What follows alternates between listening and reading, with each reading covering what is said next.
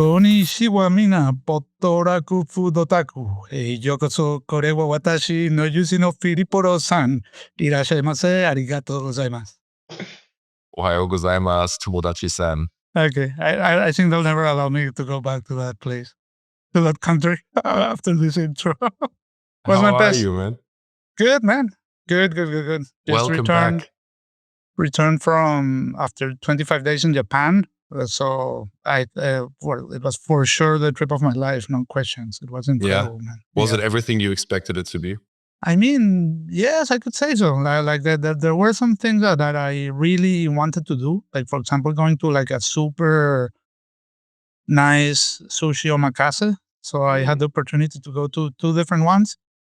And I really got, on the sushi episode when I was talking about the seasoning and I said, what's the name of this dressing? And you were like, dude, like you were like super offended of me calling it a dressing. And I really got like why you were feeling like that. Like you go to like a real omakase place. I would describe it as a religious experience. Like it has this whole ritualistic thing around it. Everybody is super quiet and respectful. Just by coincidence, I happened to go to both experiences with Kevin. Like the first one, it was the only one that I managed to book because also something that I learned from this trip. And if you're planning to go to Japan in March, I don't know if you know this because I know you were a broadcast student when you were there the last time, but you should start making bookings right now, like 3 months advance. Like that's like the timing for the really good places. You need like that kind of buffer timing. So I just managed to find one sushi place that I was like, okay, like it was easy to book through the normal online platforms. And when I arrived there, which was, by the way, difficult to find, I got lost. Fortunately enough, I had enough. I wanted to arrive early. So at the end, I ended up running in the middle of Shibuya, like, oh, I'm going to be late, and it was this normal apartment. I went to a 4th floor. I opened the door, I sit down, and then suddenly, hey, Eric, you know this place too? Really? 2 places next, really like that. And Wow. He had brought me like through Instagram. He brought me because we were having lunch the next day, also in a sushi place. And he brought me, okay, see you soon. 5 minutes later. And going with Kevin was really, he knows so much about, first of all, the language. He understands everything, or at least enough of what the chef is explaining, but also about the fishes, the different ways that they're processed and everything. And he was explaining me everything. So that was like a real plus being with Kevin in both Yeah, places. Being with Kevin, that's just excellent company, especially in this sort of setting. Because the first one, they spoke English. They were explaining the dishes in English and everything, which is relatively uncommon. The second one, no English at all. And so in the middle of the experience, the chef would stop and he would start talking. And then Kevin would say, he's asking if somebody wants like an extra nigiri of the ones we already had and blah, blah, blah. And then somebody came and he ordered, like I was like, dude, I'll have what you have. Like, like don't let me complicate things, like I'll be fine. And yeah, that was one of the highlights for, of course, going to both of these places. And the second one was like, the first one was one specialized on aged fish. So the guy would, every nigiri, he would say the aging of each piece. Like this is tuna, 14 days. This is 7 days. This is blah, blah, blah, 3 days. Everything was aged. A disciple of Sugita-san, which is one of the top sushi chefs in Japan. For me, that was the best sushi I've ever had and the best sushi experience I've ever had. But it's funny because both talking with Kevin and also with Santiago from MAS, Santiago Fernandez, who is now a 2 Michelin star chef in Tokyo. I was chatting with him and both told me like, okay, this is from the mid-level is one of the best, but this is still mid-level. There is a level above that, which is top level, and there is a difference between both things. Like for me, it was also okay to have mid-level. Maybe next time I go to Japan, I manage to get to maybe Saito or Sugita. I know those places are insanely difficult to book. You have to book like 1 year in advance, something like that. Yeah, Saito, you can't actually book anymore. You used to be able to book like a year in advance. Now it's by invitation only. Yeah, these places are really difficult to get. But if you know someone that knows someone, there's always a way. But I mean, I'll try to get at least try, to go one of the top names next time I go. I also got like a super nice recommendation list from Noma, since we went to Noma to interview Cristina Mejias from Noma Project, and she gave us a recommendation list they have, and there were some other sushi places that are not Saito or Sugita, but are also like top places that are not as insanely impossible to get, because there's a Sugita, incredibly difficult to book. Saito, incredibly. That's really funny. And yeah, what else? We did. I mean, I did like formally 3 cities, maybe 4. But apart from that, like 3 extra cities, like one day trips. So a total like 7, 8 cities. You're also planning to go. You plan to do Tokyo and Kyoto, right? Yes, so I'm also finalizing planning to go. I'm like about to book flights, and I'm gonna go end of March. Okay. Hopefully, catching a little bit of the cherry blossom season. And yeah, my plan is to go with my mother. Okay. I'm doing a mother-son trip because we were talking about it, and she always wanted to go, but she would never ever go by herself, right? So last Okay. time I saw her, I was like, you know what? Let's just go together. Like, fuck it, let's just go. And we're planning to go to Tokyo, of course, because arriving and leaving from Tokyo is the most convenient. But then definitely going to Kyoto for the most time, maybe a little bit of Osaka. And she actually asked me yesterday. She was like, "Hey, I really want to go to the countryside." So, which is a little bit more difficult to plan, and I'm not quite like even though it's been a very long time since I lived in Japan, but like I can go to Tokyo and I can fill 2-3 weeks with stuff to do easy. Sure. A lot of restaurants, a lot of activities. Kyoto the same, right? But like planning a trip to the countryside, I'll have to research it a little bit better and try to get into it a little bit more. A lot of people say it's like 2 different experiences, right? I mean, like first of all, going to Tokyo and going to Kyoto is 2 different experiences. Is Tokyo, it's its own thing. Completely different experience. Yeah. Absolutely. Like Tokyo is like a metropolis. You could compare it to Paris or New York. That's why also even you and some other people told me, because I was with this mentality of I want to have only ultra Japanese food from Japan. And they told me, if that's your mentality in Tokyo, you're not going to have like the full Tokyo experience, because you can have the best pizza in the world, you can have the best French restaurants in the world, like the best Chinese restaurants in the world are in Tokyo. So like that's something you should also experience while in the city. And so I did. I took the advice. Also the best croissants, it's really worth exploring all these cuisines with the Tokyo infused, because it's not an Italian pizza. It's a Tokyo pizza, Yeah, for sure. Absolutely. While Kyoto is super traditional, I would say Kyoto is super worth visiting museums to watch like old Japanese art, pottery shops all over the place. I would say it's also the most touristic. And if you're going during cherry blossom, I mean, like I was so happy and so thankful that some of the days that I was traveling, it was really low season. I would go to these super touristy places and they were empty. And I was like, wow, I'm so lucky. And also like the summer was really delayed, probably due to global warming. So instead of I was expecting a winter, it was still autumn with the beautiful yellow and orange leaves of the Japanese maple trees. So Amazing. I went to Arashiyama, this forest in Kyoto. I really recommend you to go there to visit. There are like 3 things, like one temple, one garden that used to be the garden of a movie star, but it's beautiful, and also this mirror museum. I recommend you to visit those 3 things. And also what we did, we booked in the temple. They have this Buddhist vegetarian restaurant that is in the Michelin Guide, and it costs like 40 euros, like lunch, and it's like a long menu. One of the highlights, like doing the whole thing that day, like going really early to the forest, the bamboo forest, the tree gardens, the temple, and having lunch there. super nice. And also visiting there's also a museum just next to that forest. That was my favorite museum with super old Japanese ink drawings. Beautiful.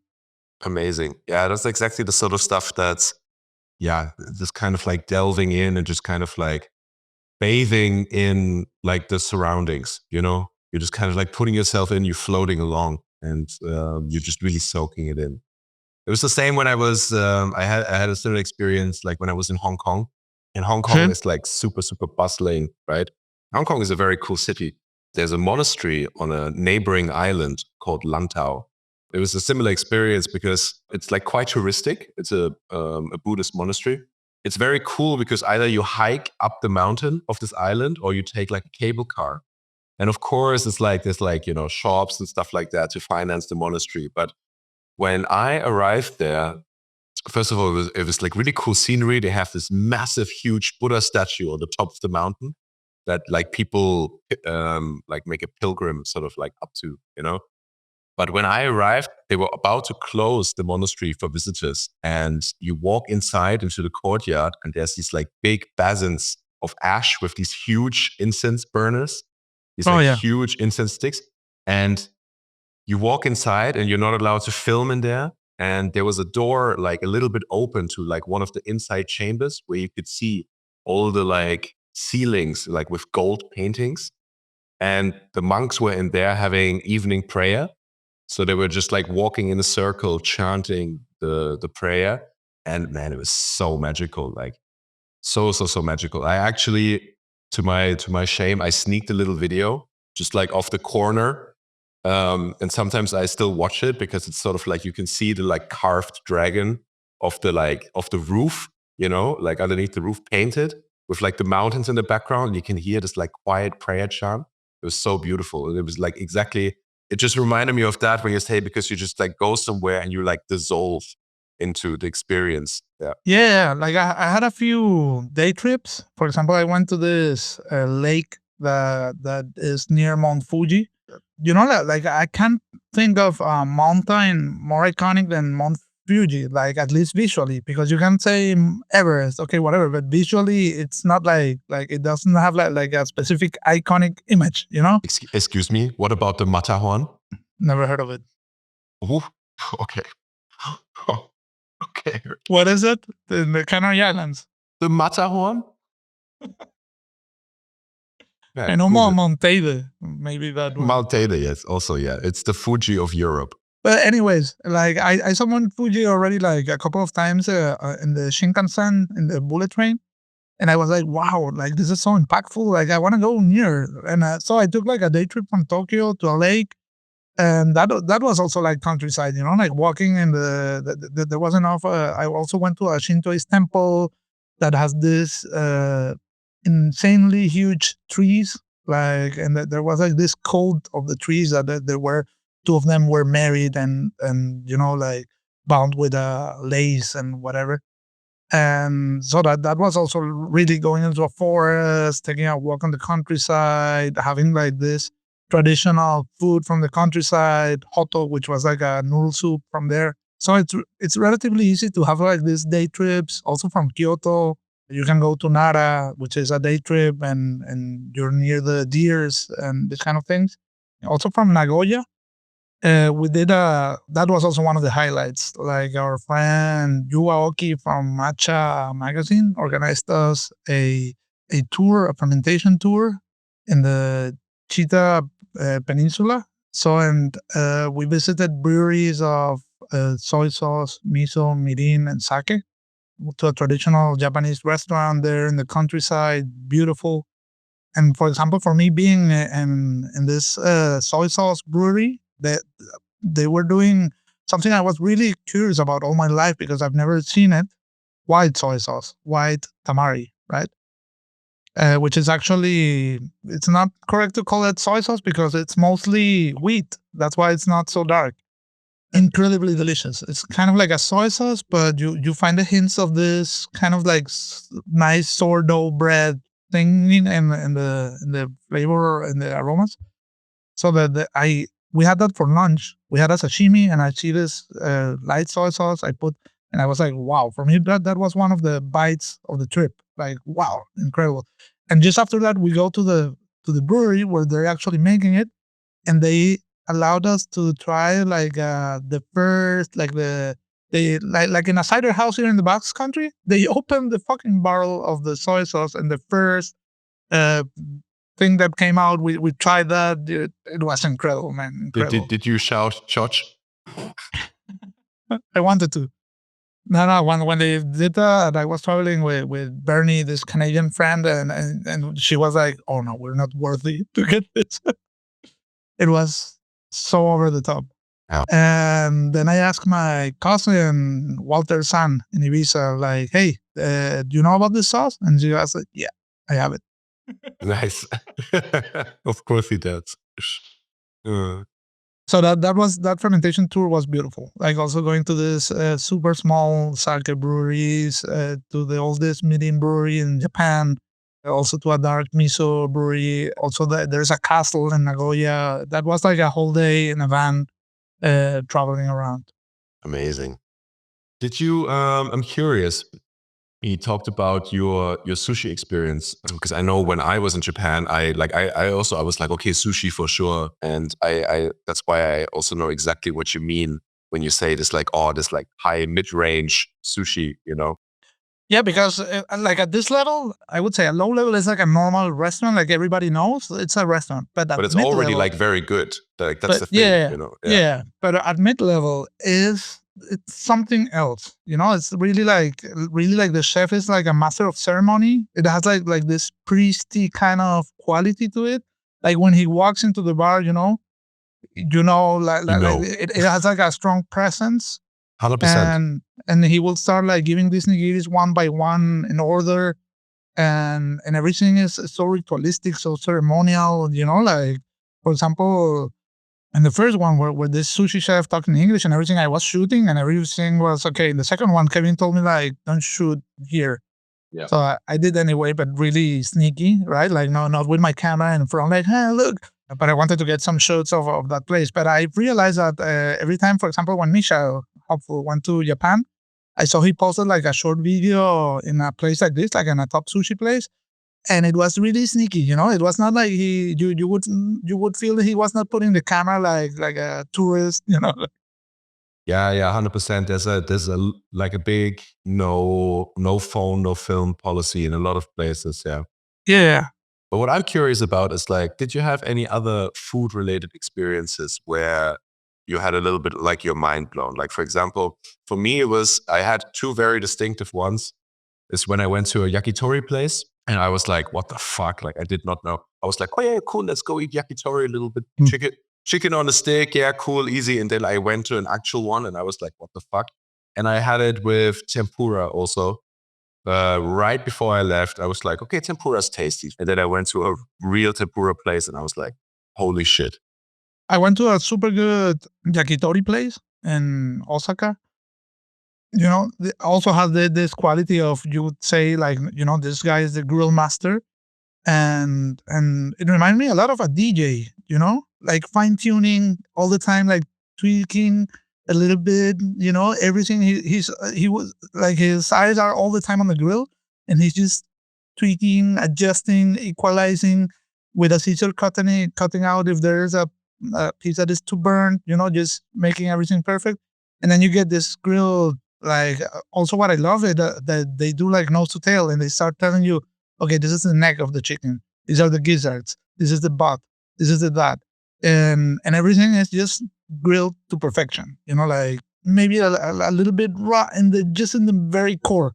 Like No, absolutely. And for me, like what I noticed is that everything was piping hot, right? And so my time in Japan really made me like realize how important temperature is in food. With like broths, like dashi, etc. You go to really good ramen restaurants and the broth is piping hot because it's different. Sipping a soup that's piping hot and you can almost not drink it. And you ease up to it. You drink a little bit and it's like, oh God, you feel it in your whole body. You keep drinking, you eat the noodles. And it was the same with the yakitori. Like it was like something straight from the grill, not somebody took it from the grill, took it off. put it on a cutting board, cut it, put it on a plate. The waiter takes 2 minutes to get there, and then you get it. It's still hot. That's not the same, right? It's like full of life, full of energy, full of momentum. Yeah, absolutely. No, there were way too many things that impressed me. Well, also like a super crazy experience we booked, which by the way is a new micro genre of Japanese cuisine that I didn't knew, kushikatsu, which is original from Osaka, which are this, I would describe them like nuggets on a stick of different things, like fried, pan fried things, and then you have like this stick that, and it could be whatever, it could be vegetables, meats, fish, whatever. So we booked at this place called Oshiage 010 in Osaka, which was amazing. And the thing about Osaka is that you have all these buildings that they feel like malls, like or buildings that have like I don't know, 6 stores, and in each store there are like 2 top restaurants or bars. So and it's the whole street full of that. So you have hundreds of restaurants in a street. It's super overwhelming, and many of these are top places. So we were there. We had some waiting time, like half an hour. Oh, let's just do a cocktail, like whatever it's near. So I looked up on something. You should also, something they taught me is that don't take Google reviews as serious as in the West. So you could find places that have 2.5 on Google and are amazing places. So it's not like in the West that would never be the case. If it's 2.5, it's going to be shit for sure. So, but this place had like 4.9. Like it was like, like if it has this kind of, it should be good. We walk into this place, like a super beautiful, very minimalistic decorated bar with this old man that wouldn't speak English, but he would use this translator app where he would talk to the app and the app would talk to us in English. And I told like, yeah, whatever, whiskey sour. And he told me, no, you want to have the specialty in tonic. And I was like, okay, give me the specialty in tonic. Then I started shooting, and the guy was, no videos, only photos. And I was like, okay. So I took some pictures. It was the best gin tonic I've had in my life, dude. Like this guy comes, first of all, like the glass looked like a paper cup, like super thin. And he says, it's ceramic. The gin was inside there, okay? And then he has like another extra glass full of ice. And he would take these half limes, right? Like, but completely empty. And he would put them like on the other way around. So you had the green peel on the inside, right? So you had like a mini bowl, which was actually like a lime half, right? And he would put that on top of the ice and the second glass. And he would say, you pour from this ceramic glass into the bowl, and you drink from the lime bowl. Okay. And you do like that. And I was like, okay. So I started drinking. Incredible. Then the guy started bringing out some snacks, like a mini burrata, like a dime-sized burrata in soy sauce. Then a piece of ham with some drums of coffee oil. Like I've heard like before, like this combination of coffee oil and coffee and ham, but I never had it before. And I had it. It was really impressive. So like there were like this little snack, these little things. And then he said, like, yeah, I have this is my boss. And he shows a picture, and there's this like super vintage kind of style of chef, like from the 70s. It reminded me a lot of countries in München, like that kind of vibe, but Japanese. And yeah, he has 2 Michelin stars. The name of the place is Kahala. A famous chef from a place called El Bulli was there last week. He really liked it. Wow. Yeah, and I would love to go to that place. They told me, yeah, but it's 3 months in advance to book. And I was like, but I found so interesting the snacks they had around here that I was like, oh man, I really need to try that place. So then it was, dude, like around 40 euros per cocktail. I'm so glad we only had, we only had one, unfortunately. I mean, I was like, wow, this is the most expensive drink I've ever paid in my life. But I wasn't like angry or anything, because the whole experience, the whole thing, even though it was just half an hour, I think it was worth it, to be honest. I was really happy about having gone to that place, discovering this chef, this whole thing. I was like, oh, wow. And then we went to this kushikatsu place, Oshiage 010, one of the highlights. And there I had one of the top bites of the trip, which was a dude, a motherfucking unagi burger with blue cheese. Dude, it Oh, was what like, the fuck? Jesus. What the hell? it was like, oh, what is this? Please. That's insane. Incredible, man. Incredible. Wow. So that was one of the top bites. Another of the top bites was this baby sheep brim nigiri at this second sushi place. Then also I went to Chenkenichi's restaurant in Tokyo. Unfortunately, he passed away last year, but the restaurant is still open. So, and one of the top bites there was I have this king crab soup with shark fin. Do you Oh, call yeah. it? Mhm. Yeah, Shark fin, yeah. shark fin, exactly. So I'm like all this texture, this thing, and then on the bottom I have this kind of like a tofu, and I'm like, oh, this strange tofu. Like, what is it? Where is this so rich? And then I look at the menu. It was a foie gras pudding. So, Jesus. and I remember from Iron Chef, this guy using foie gras for Chinese cuisine, which I think is so interesting, you know? It's really innovative, actually. Yeah. Yeah. But I mean, at the end of the day, duck, you know, like it's part of Chinese cuisine and this is just part of a duck. No, 100%. Yeah. But that was also one of the top bites. Yeah, there were too many, man. I also have like a day trip to Kakegawa, it was like a 1.5 hours from Tokyo in a Shinkansen. My friend Barry O'Neill organized a visit to the Muto brothers, who have a restaurant there that specializes only in fugu. So it was like a whole kind of kaiseki menu fugu in this beautiful place, like with a private room with views to this beautiful garden and a lake. And these guys, the Muto brothers, they have this podcast in Japanese called Tabemono Radio. These are like really erudites about Japanese food history. So unfortunately, they don't speak English, but I was able to record everything on audio, so I will have it translated. But he started giving this cathedra about fugu, you know, like they started talking that it started being consumed 10,000 years ago, that samurais weren't allowed to eat it. Like, man, like story and story and story about. And then we had like first sashimi, then fried, nose to tail, all of the pieces of the fish, like the Shirako, which, by the way, one of the big revelations on my trip. I never had Shirako before. I don't understand why this is not consumed in the West. Shabu shabu. I mean, all the possible ways you could have fugu, we had it. So You want to explain to listeners what Shirako is? it's like fish male genitalia, right? Like fish sperm, or like, yeah. So, and the texture is like very creamy. Also, one of the top bites was in the first sushi place I went with Kevin. I think Aging Korobu is the Instagram account because they specialize on aging fish.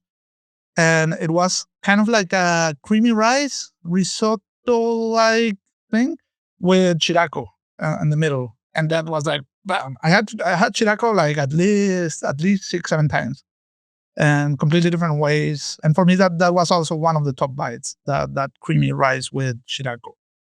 Nice. Yeah, the texture is the thing. It's this creamy thing, like very, very nice.